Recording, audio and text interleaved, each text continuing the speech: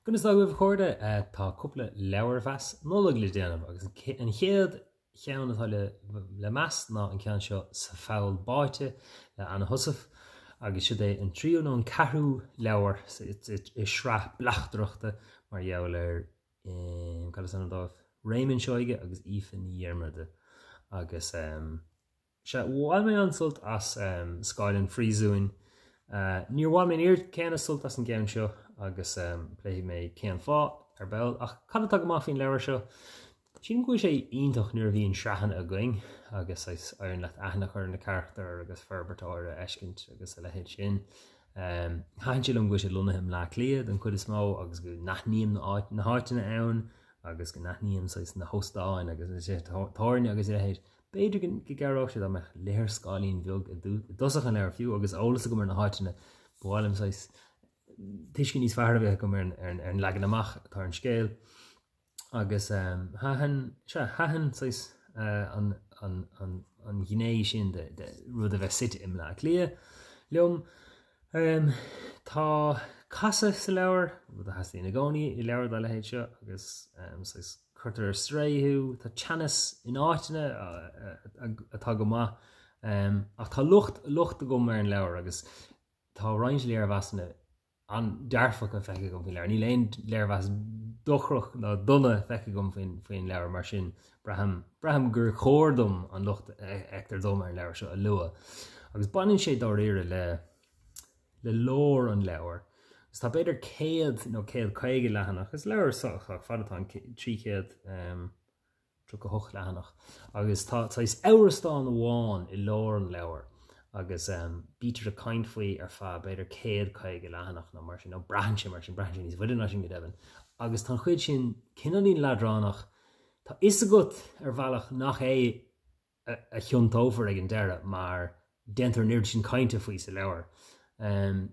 agus brehan sé mar cheacht banan sé le caidrimh agus le gás a saidisiú terma a thunagus le cúpla bliain nuas cadrimh dochrach idir fearr agus a bhain chéile agus brehan sé mar cheacht seachas mar leabhar bleachtarachta inis déir daine is drochrod amachchas amach gás saidisiú agus cá go donna le daine gaidirh ach tá sé seo in arálas ag an léthóir agus cinelín buailtear an pointe sin a bhaile a ríis is a ríist eile agus cinelín téitar chun fadálachta le díra ar an garachtar sin mar tá iiri sin cainte agus pléite ar siúd cinelín tá is go an túidir rá ó fegur seo is tógur seo sin atá chomór sin go is go nach é atá mar caiigh casa bheith scéal a lehéid seo agus deircht daoine is maithan rud a bheith tá ceacht a gceiste sin nitreacht a gcónaí ach nuair a bhreathn sé mar ceacht beidir go sé sin ommarcach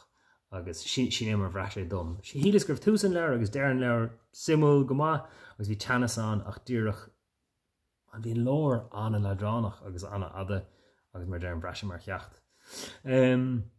Tá an casa ag an deir go maith ní cuiinem go beacht cad é a tharla is Scoileann Phríosún ach is cuiinem nárbhrachas é sin gur bhfuil lehéad an bhí éhreastáin éagsúla an cinál tháinig siad a gceist agus an sin bhí leideanna áirithe a chabhraigh leis le lucht an isrithe agus a lehéid sin agus is mó a hain sé le sinlumm. Inis tá ceist lórnach an mar leis an duine seo an duine nach gcóirda í so tá an bhain seo Aoifinn ag Iar-Mheas tá a bheith ní sin an bhain lórnach éiríonn si sin gafas a chás is ar a seoirí agus ní léon cháilíochtaí ní léon údarrás aice ach bíonn si gafas na scéalta seo ach bíonn a lán rudaí tharbh dochreite a tharlíonn dá bhór sin níos is féidir le rudaí dochreite tharla a litríocht ach litríocht a chuineáil ar bith a cáin tú cúisina a bheith leis an rudaí dochreite nó caiith tú ceirú leis an léthóir creidúnanta a bhreathas go minic í annach go rudaí an ná bhreathas go dárlóirí sin mar sin nó se go an chórá beidir nach bhfuil sé fíornach na tárlúntaí nuair tá an níos an cén fistrathóir ar bheith an páirsanta seo a fistrú an scéal tan tú fás rudí a hórlíonn agus níor mar léthir níor bhreathascrbh cuman na fíorna artha. Nó cad déirn faoi tá na luchta sin an sílam tá tuairisceil fada tá teannas in áiteanna tá casa go maith ach tar éis an méid a hórlíonn na leir an leabhar nílas agam an lór é an casa chun an chuid lárnach sin a bhathab. Sin é, ach bhuling scáil an phríosan ach sa feil Báite ní héas fear an féin. Tá cúpla ceann eile sa tre, ní buile marfach beidir agus ceanna ag an eile, nílas agam sin léite a gom. Nílas agam céin rud amháin é se, bíon bainte ag an scéal le béire le lehénis bhéire. Gus sin rud eile dhéanamh an scéal beag an níos deach le creidúint, mar aithna going ar na charachtar segus bíon, táis go ghfuil nasca go le béire, agus sin tharlaíonn rud éigeann na clí agus iontas na iontas. Tá duine éigean na méire gafas a scéal nó bhfuil lech réile le béire mar sin tá rudí ortha mar sin an. Agus uaireanta ní hé nach málam scéalta blachtarachta nó scéin séirí agus uaireanta go minic maitheann tú rudaí don údar má tá an rud síimsúil go leor nó má bhíon ítar an rudaí ach freas go méidir gur an numarcha rudaí bhí ábharíonn dochreite